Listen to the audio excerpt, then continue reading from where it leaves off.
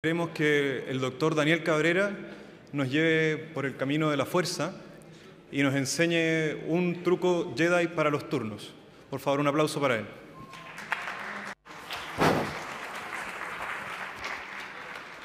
Sí, muchas gracias. ¿Se escucha? Sí. Buenas tardes. Estamos iniciando la última parte de Conceptos del 2014. Espero que todos hayan tenido un buen almuerzo y no se queden dormidos en la siguiente charla. Es difícil para todos. Quiero partir dándole gracias a todos los asistentes y darle las gracias también al cuerpo organizador. Este es un congreso que requiere un montón de energía y un montón de tiempo para organizarse, con invitados de la talla de Billy Malone, Jan Schoenberg, David Williams, Rob Rogers y muchos más. Quiero partir ahora. Vamos a hablar sobre un truco Jedi para el servicio de urgencia. Una vez más, mi hospital, St. Mary's Hospital, 2.060 camas, 400 camas de intensivo, 96 pabellones, Level 1 Trauma Center, en Level 1 Pediatric Trauma Center. ¿Qué es lo que vamos a hablar hoy día? Vamos a hablar de un truco Jedi para su servicio de urgencia. Vamos a hablar de la fuerza, que es la cosa importante que tienen que hacer en cada turno, en cada día que trabajen en el servicio de urgencia.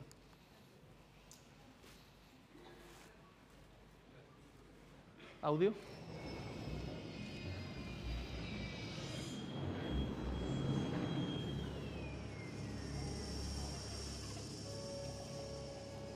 How long have you had these drawings? About 3 or 4 seasons. They're up for sale if you want them.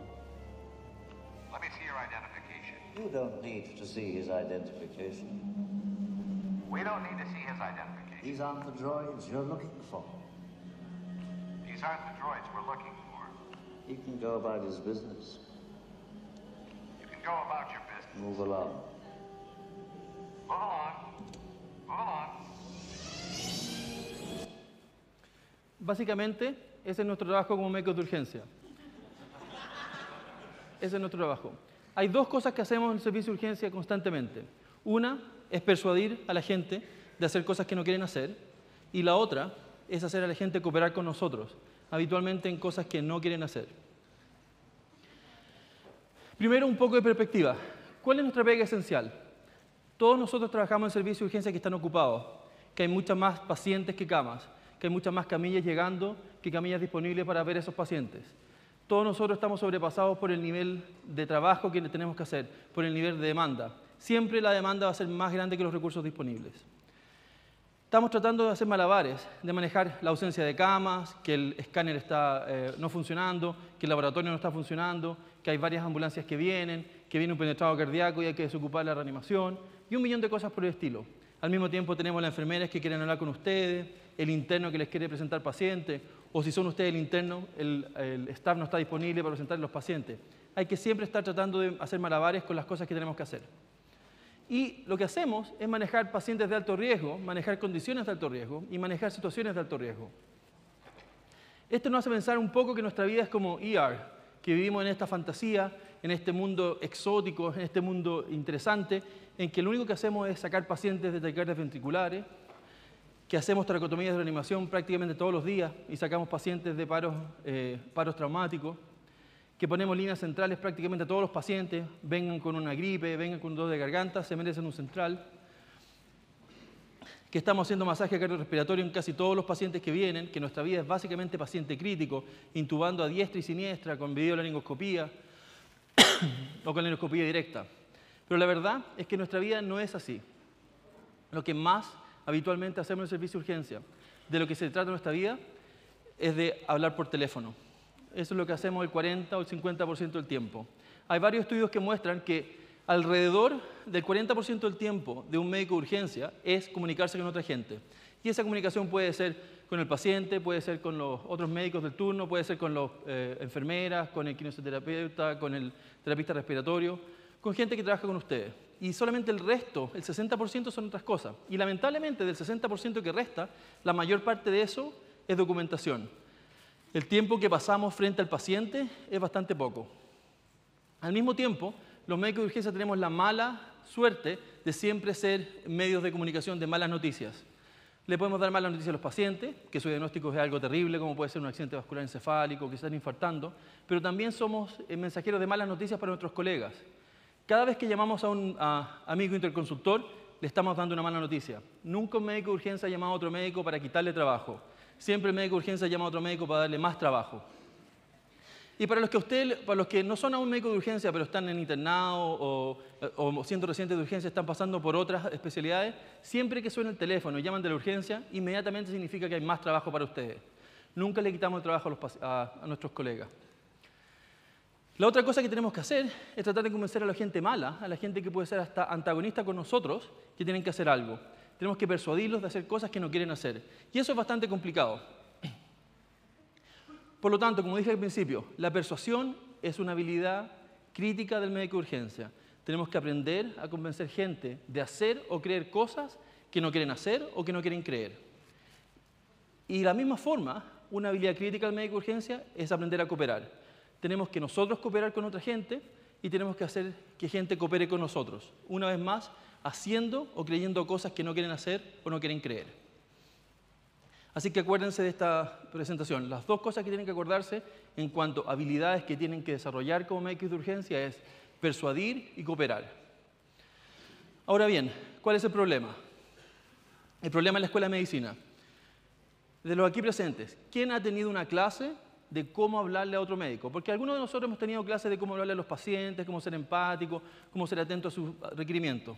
Pero levante la mano aquí el que ha tenido una clase de cómo hablarle a otro médico.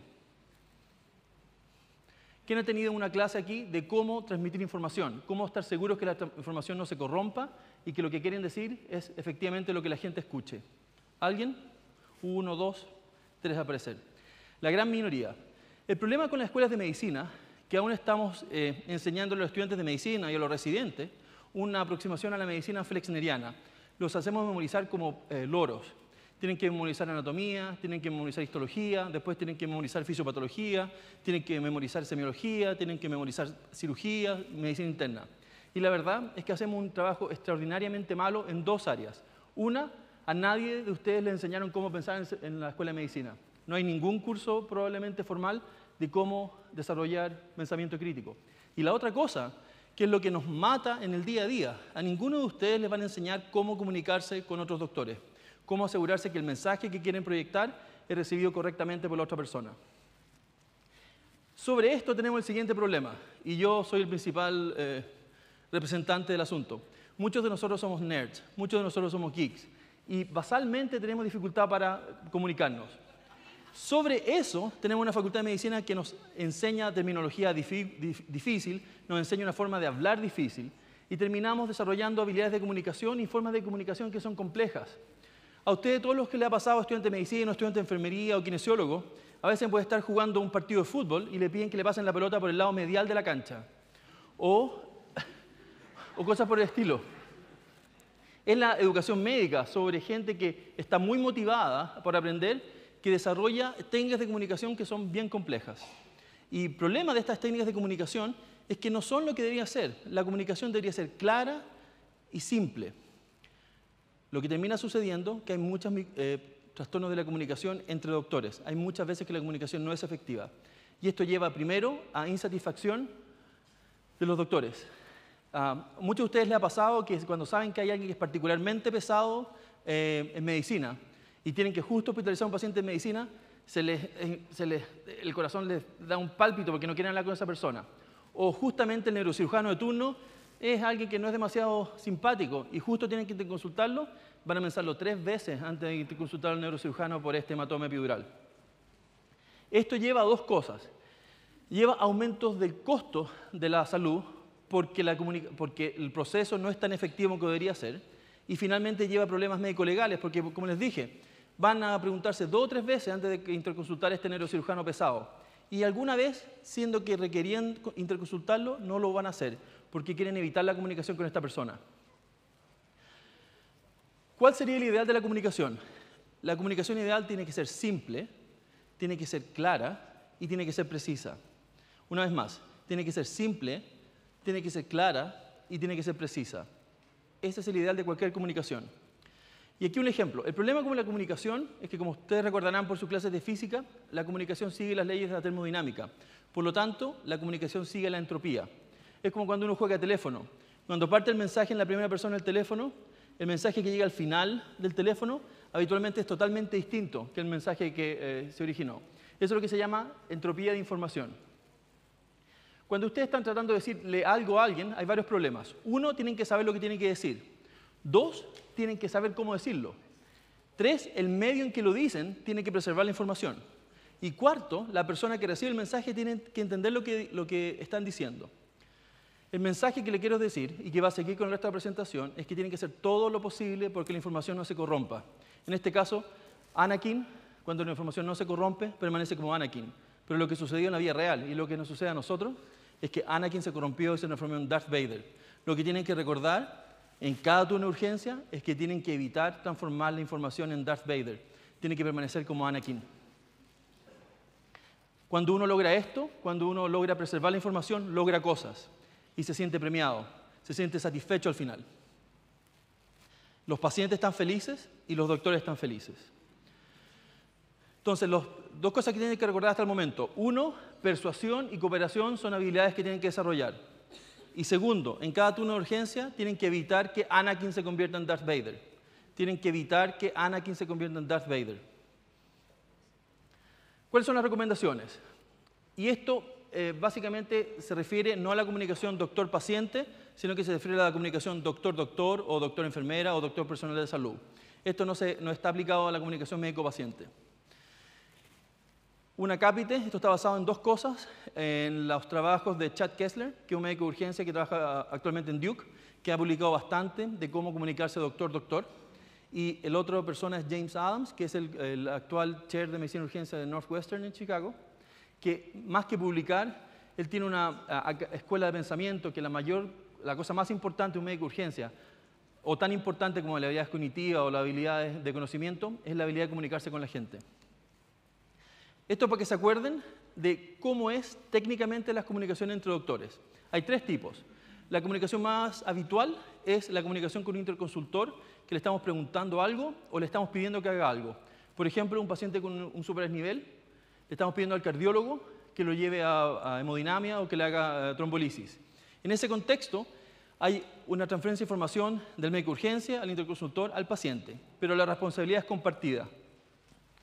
Si ven más arriba, la otra forma de interactuar es el médico de urgencia al médico que recibe al paciente en el piso. Y en ese contexto hay una transferencia de la responsabilidad. Una vez que nuestro paciente deja la urgencia, la responsabilidad es del médico que lo recibe en el piso. Y más abajo es una responsabilidad transferida, pero que no ocurre en forma simultánea. Es una transferencia de responsabilidad en el tiempo, que es cuando mandamos a alguien a seguir los estudios o que se controle con su médico en el consultorio o en la consulta. Esa es básicamente lo que se llama la taxonomía de Kessler, que conceptualmente es la relación que tiene un médico con los otros médicos. Aquí entonces las cosas que sí tienen que hacer. Estas son las recomendaciones basadas en los trabajos de Kessler y de Jim Adams. Son cosas que sí deberían hacer y lo que se llaman los gringos las best practices, de cómo interactuar con otros médicos. Primero, nombre. Siempre que hablen con otro doctor, identifíquense. Mi nombre es Daniel Cabrera, soy uno de los médicos de la urgencia. Y asegúrense que la otra persona les diga su nombre y su jerarquía. El nombre, porque el comportamiento de la gente cuando es anónimo es muy diferente al comportamiento de la gente cuando se conoce su nombre. Y todos eso lo sabemos por nuestra vida habitual. Y la otra cosa que es importante, el rango. Uno a veces no sabe si está hablando con un estudiante de medicina pasando por el servicio de cirugía, por el residente primero, por el residente tercero, por el staff. Y es importante porque la cantidad de información y las cosas que uno le va a pedir a esa persona son diferentes. Si el estudiante de medicina pasando por cirugía que le tocó contestar el beeper, probablemente lo que le voy a decir es, me gustaría hablar con tu residente o me gustaría hablar con tu staff. Y si es el staff, le voy a transmitir un diferente tipo de información que al estudiante de medicina. Idealmente, las conversaciones deberían ocurrir cara a cara. Yo sé que esto es difícil, particularmente trabajando en la urgencia. Uno no puede hablar con la gente que está en los pisos o con los interconsultores que pueden estar en su casa. Pero siempre que tengan la oportunidad, traten de hablar cara a cara con la gente. Porque cuando uno conoce a la otra persona, el comportamiento tiende a ser mucho más asequible, tiende a ser mucho más amistoso. Y todos sabemos que cuando uno tiene un amigo en el piso o el interconsultor justo es un amigo, las cosas suceden mucho más rápidamente. ¿Por qué? Porque hay confianza. Cuando uno transmite información cara a cara, se crean lazos de confianza que son claves para el manejo de los pacientes. Cosa importante, cuando hagan una interconsulta o cuando entreguen un paciente, recuerden que tienen que tener una pregunta clara. Y solamente hay dos razones para hacer una interconsulta. O ustedes no saben algo o hay algo que ustedes no pueden hacer. Y cuando hablen con el interconsultor o cuando hablen con el médico del piso, tengan claro cuál es esa cosa. Estoy admitiendo a este paciente por esto o te estoy llamando porque quiero que le hagas esto al paciente. Esto es particularmente difícil para mí, tengo que reconocerlo. Cuando hablen con otra gente, hablen despacio y claro. Despacio y claro. ¿Por qué? Porque uno a veces habla rápido, está apurado porque tiene que hacer alguna otra cosa, o porque habitualmente puede hablar muy rápido porque sí. Dense el tiempo, siéntense con el teléfono o siéntense con la persona y hablen despacio y claro. Sean profesionales, pero no en el sentido de comportamiento profesional, sino que sepan lo que están haciendo. Y aquí viene lo complicado. Tienen que saber hacer lo que ustedes saben hacer como médicos de urgencia, pero tienen que saber hacer lo que hacen las otras especialidades. Tienen que saber hablarle a un traumatólogo, tienen que saber hablarle a un neurólogo, tienen que saber hablarle a un pediatra. Nunca pueden hablar con un neurólogo si no le han hecho un examen neurológico al paciente. O nunca pueden hablar con un traumatólogo si no saben si la fractura está abierta o cerrada, si hay compromiso neurovascular y ojalá qué tipo de fractura es. Si le dicen a un traumatólogo, tengo un paciente con una fractura de tobillo Weber B cerrada sin compromiso neurovascular, el traumatólogo los va a querer. En cambio, si le dicen, tengo un paciente con una fractura en la pata, probablemente el traumatólogo no los va a querer. La otra cosa que es importante, en instituciones que existan protocolos, siempre siguen el protocolo. ¿Por qué? Porque cuando hay alguna diferencia de opinión, hay una cosa objetiva que todos tienen que seguir. Así que mi recomendación es que si tienen protocolos en su institución, sépanse los protocolos. Traten de ayudar a la otra gente, traten de ser empáticos. Si están llamando al cirujano plástico porque tienen un paciente con una laceración terrible que ustedes creen que no puedan suturar, llámenlos, digan por qué lo que necesitan, pero a la vez tengan la mesa de sutura, la bandeja de sutura, las suturas que van a requerir, tengan un auxiliar que lo ayude, tengan irrigada la herida, y si así lo quiere el cirujano, tengan la herida ya bloqueada con anestésicos. Ayuden a sus interconsultores. Y una vez más, traten de colaborar. Es importante, como ya dije al principio, que la colaboración es fundamental. Pero lo más fundamental de pedir una interconsulta y lo más fundamental de entregar a un paciente al piso es saber contar la historia. Uno puede tener la película muy clara, pero si no es capaz de verbalizar la película clara, la película no es clara para nadie más. Todos tenemos amigos que pueden ser no los más brillantes, pueden ser los que no saben más de medicina o de enfermería o de kinesioterapia, pero son buenos para hablar. Y esa gente habitualmente llega lejos, porque es capaz de transmitir lo que quieren hacer, es capaz de transmitir lo que uno quiere obtener. No basta saber lo que quieren, tienen que saber contar la historia. Y ahora las cosas que no tienen que hacer, ¿ok? No hay que vender la pomada, no hay que mentir. A todos nos ha pasado que tenemos admisiones que son malas admisiones. La viejecilla que se cayó y le duele todo y que le hicimos radiografías de todos los huesos y no hay nada quebrado, pero le duele tanto que no se puede ir para la casa porque vive sola y hay que terminar hospitalizándola en medicina. Digan que esa es la razón. Viejecilla sola, que no tiene nadie que la cuide, no la puedo mandar para la casa. No le inventen que están preocupados del síncope, no le inventen que están preocupados de la hiponatremia, no les cuenten que están inventando cualquier cosa para hospitalizarla. Sean claros y no mientan. A lo que dije anteriormente, cuando llamen a alguien, tengan una película clara y tengan una razón clara para llamarlo. No pueden interconsultar a alguien y empezar en ese momento a pensar por qué lo estoy interconsultando. Especialmente para los estudiantes de medicina o internos, si alguien les dice, llamen a este interconsultor, antes de llamarlo, pregúntense por qué lo están llamando. Siguiente con los protocolos. Si hay protocolos en su institución, siempre sigan los protocolos. Uno tiene la mala costumbre de saltarse los protocolos con amigos, de saltarse los protocolos con colegas, de saltarse los protocolos con gente que puede ser VIP. No lo hagan. Si hay protocolos en su servicio de urgencia, sigan los protocolos. Y aún más, nunca se desvíen de su práctica habitual, sea quien sea el paciente. Pacientes especiales, errores especiales. Nunca se sacan de protocolo, nunca se sacan de su práctica. No sean condescendientes, no sean arrogantes. Y aquí también puedo pecar en primera persona. Puede ser que alguna vez ustedes piensen que saben más que el interconsultor o que saben más que el residente que está en el piso. No lo verbalicen. Todos nos hemos equivocado, todos podemos tener dificultades diferentes de opiniones. Respétenlas. No sean arrogantes, no sean condescendientes, no sean prepotentes. Todos hemos tenido malos días. Todos hemos tenido un día que nos levantamos con la pata cambiada o que nos pasó algo en la familia y estamos preocupados por eso. Tenemos un hijo enfermo y no podemos concentrar. O nos peleamos con la señora y no podemos concentrar. Esas cosas hay que dejarlas en la casa. Todos nosotros somos profesionales y debemos comportarnos como profesionales en el servicio de urgencia. Y finalmente, no le metan el cacho a alguien más. Si hay un problema, y es su problema, tienen que solucionarlo. Las interconsultas y las admisiones no son para meterle cacho a alguien más. Y ahora viene el famoso truco Jedi, que es basado en el trabajo de Chad Kessler. Es basado en sabiduría que proviene de los negocios. Esto lo adaptó Chad Kessler de instrumentos de negociación e instrumentos de comunicación en negocios. Es lo que se llama las 5C, que son contacto, comunicación, contexto, colaboración y cierre. No anoten nada porque esto, si siguen Twitter, está siendo tuiteado en este minuto, así que pueden sacarlo de ahí. Contacto, comunicación, contexto, colaboración y cierre. ¿Y cuáles son los ejemplos? El contacto. Como ya dije al principio, identifíquense ustedes e identifiquen a la otra persona. Por ejemplo, mi nombre es Daniel Cabrera, soy unos médicos de urgencia. ¿Con quién hablo? Juanito Pérez. Tengo un hombre de 17 años que tiene dolor migratorio de epigastrio fosioiléaca derecha. Yo creo que tiene una apendicitis. ¿Qué es lo que viene ahora? Tienen que ser claros con el problema. Hombre de 17 años con dolor epigástrico migratorio fosioiléaca derecha que tiene una apendicitis. O en el caso de una admisión, tengo una mujer de 85 años, tabáquica, que pienso que tiene un EPOC descompensado y está hipóxica con oxígeno ambiental. Pienso que tiene que hospitalizarse.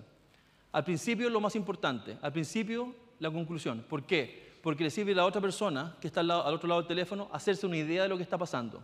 Si empiezan clásicamente con, tengo una viejecita de 85 años, que es tabáquica crónica, hipertensa, se encontró en el consultorio del Peral, hace varios días que está con dificultad respiratoria y compró su estado general, vino, la trajo su hijo, pero se demoró mucho porque el puente estaba caído, la gente se empieza a perder.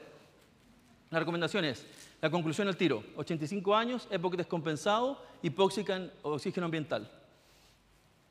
Aquí pueden poner un poco más de información y aquí la clave es que tienen que saber con quién están hablando. Lo que le tienen que decir a un internista es diferente de lo que tienen que decir a un cirujano, es diferente de lo que tienen que decir a un traumatólogo, es diferente de lo que tienen que decir a un pediatra. En el caso del hombre con apendicitis, 12 horas de dolor epigástrico que migró a fosioiléaca derecha, está subfebril, recuento blanco es 17.000, no tiene vómitos, no tiene diarrea, examen testicular es normal y tiene McBurney y Ropsig. Esto es lo único que le interesa al cirujano. Con el paciente de 85 años, EPOC tabáquico, 2 paquetes al día, que no usa oxígeno en forma habitual, que está con 3 días de aumento de la expectoración, de la dificultad respiratoria, está con fiebre, llegó saturando 85 en oxígeno ambiental, la nebulizamos y mejoró a 92, radiografía no muestra neumonía, tiene 17.000 blancos, electrolitos normales, electro no muestra cambio isquémico. Le dimos nebulización, corticoides y antibióticos y con eso está mucho mejor. Es diferente lo que tienen que decir a cada persona que lo está escuchando. Finalmente, ¿qué es lo que necesitas? ¿Cuál es la razón que lo estás llamando? Con el paciente con apendicitis, este paciente con apendicitis yo creo que tiene que ir a pabellón. ¿Nos puedes ayudar a tomar esa decisión? Y en la paciente de 85 años con EPOC descompensado, esta paciente está hipóxica en oxígeno ambiental, yo pienso que requiere oxígeno por un par de días, ver cómo evoluciona con los antibióticos y observación. Dejar claro cuál es la razón por qué lo están llamando. Y al cierre, en el caso de la apendicitis, hay que tratar de cerrar el caso. Me imagino que lo puedes venir a ver en 30 minutos. Mientras tú llegas, ¿quieres que le dé antibióticos o hay algo más que quieres que le haga a este paciente? Pueden decir, llamen a un anestesista o consíguele una pieza en el hospital o algo así. Y en el caso de la viejecilla con EPOC, también, antes que esta paciente suba al piso, ¿hay algo más que quieres que haga? Otra cosa distinta es que si lo vamos a hacer o no. Pero, ¿hay algo más que quieres que haga? Porque puede ser que requieran algo que se pueda hacer entre la urgencia y el piso, que puede ser razonable y no enlentecer el manejo de la urgencia. Al final, lo que quiero que recuerden es que la comunicación es importante para el bienestar del paciente y para el bienestar del doctor. Nuestra vida no es hacer toracotomía de reanimación, no es manejar paros respiratorios. Nuestra vida es hablar por teléfono, hablar con otra gente. Eso es lo que hacemos más frecuentemente en nuestras vidas. Y el truco Jedi, las 5C, contacto, comunicación, contexto, colaboración y cierre. Para así poder triunfar con cooperación y persuasión. Y acuérdense de usar estas herramientas que le dimos hoy día. Muchas gracias.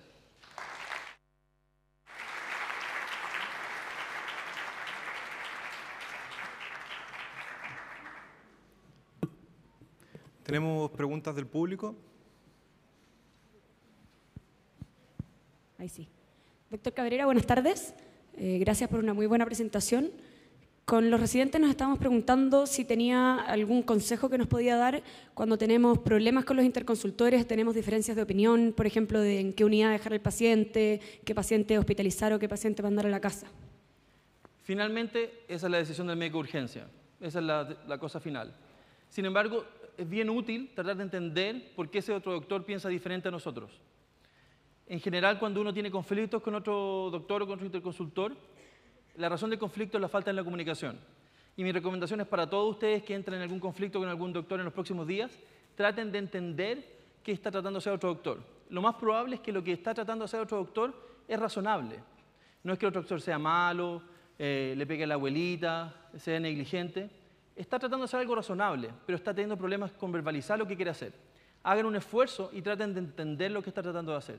Y puede ser razonable y pueden hacer eso. Si al final del esfuerzo parece una solución no razonable, ustedes son los médicos de urgencia, es su responsabilidad y tienen que hacer lo que ustedes creen que es lo correcto para el paciente. Gracias, doctor Cabrera.